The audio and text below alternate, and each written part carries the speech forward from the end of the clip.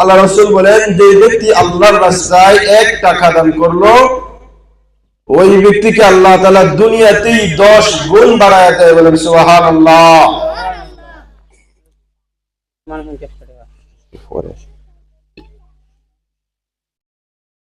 তো দান করলে as-সাদকাতু তারুদ্দুল বালা, দান করলে বালা মুসিবত দূর হয়। কি হয়? বালা মুসিবত দূর হয়। হযরতে সুলাইমান আলাইহিস সালামের জামানায় একজন লোক, তার বাড়িতে একটা গাছ ছিল, ওই গাছের মধ্যে একটা পাখির বাসা ছিল। ওই পাখির বাসা থেকে একটা লোক প্রতিদিন প্রত্যেক সময় পাখিটা যখন ডিম পাড়িয়া যায়, তখন ডিমটা ওই লোক খেয়ে ফেলে। পাখিটা অনেকবার ডিম পেড়েছে, কিন্তু প্রত্যেকবারই ডিম সে নিয়ে যায়। পরে ওই পাখি হযরতে সুলাইমান আলাইহিস সালামের কাছে বিচার দায়ের করলো, নবী সুলাইমান, আপনার একজন উম্মত, আমি পাখি ডিম পাড়িয়া বাসায় থেকে যাই খাবার সংগ্রহ করার জন্য, আয়েশা দেখি ডিমগুলা সে খেয়ে ফেলে। হযরতে সুলাইমান আলাইহিস সালাম ওই ব্যক্তিকে নিষেধ করলেন, কিন্তু উনি নিষেধকে মানলেন না। নিষেধকে না মানিয়া এর পরবর্তী সময়ে যখন পাখি ডিম পারল, আবার খেয়ে ফেললেন। খেয়ে ফেলার সঙ্গে সঙ্গে হযরতে সুলাইমান আলাইহিস সালামের কাছে পাখিটা আবার বিচার দিয়েছে, ও নবীজি সুলাইমান, আবার আমার বাসার পাখির ডিমগুলা সে খেয়ে ফেলেছে। হযরতে সুলাইমান আলাইহিস সালাম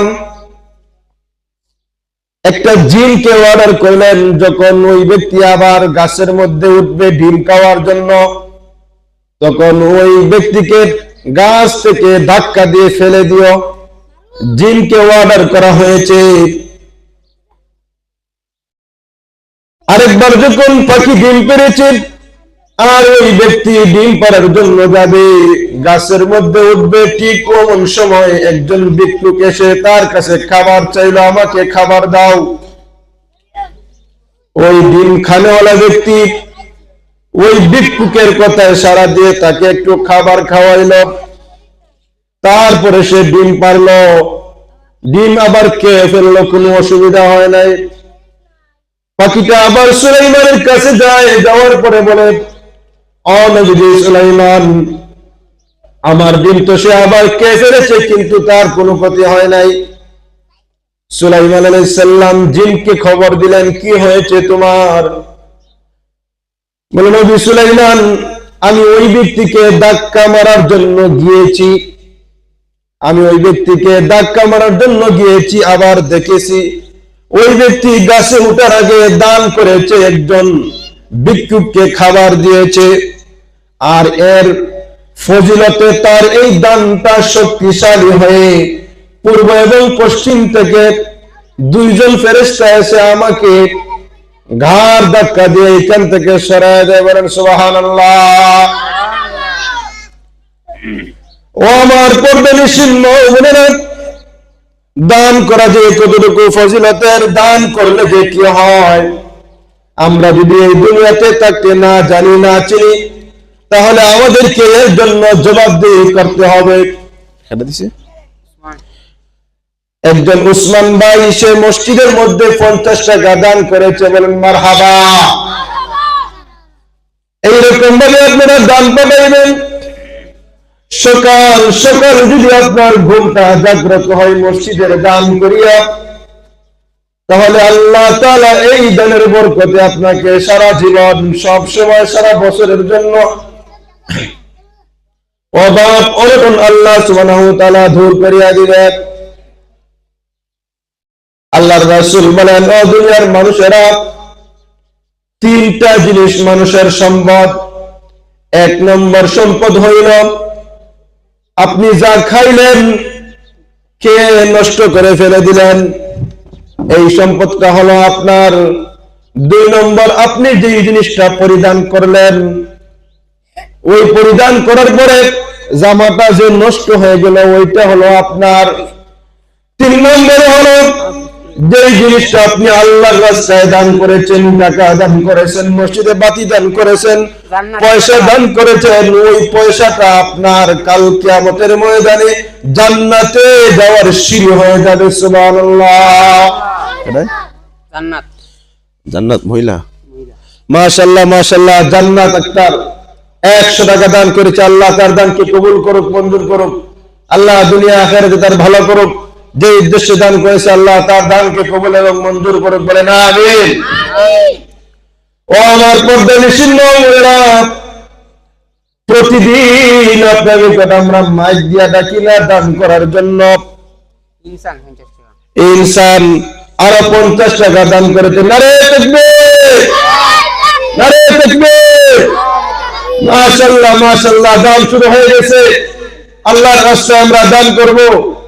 1 টাকা দান করে আল্লাহ দুনিয়াতে 10 গুণ দিবেন, আখিরাতে আল্লাহ সুবহানাহু ওয়া তাআলা জাহান্নামের আগুন মাফ করিয়া জান্নাতে ঢুকাইয়া দিবেন। বলেন সুবহানাল্লাহ।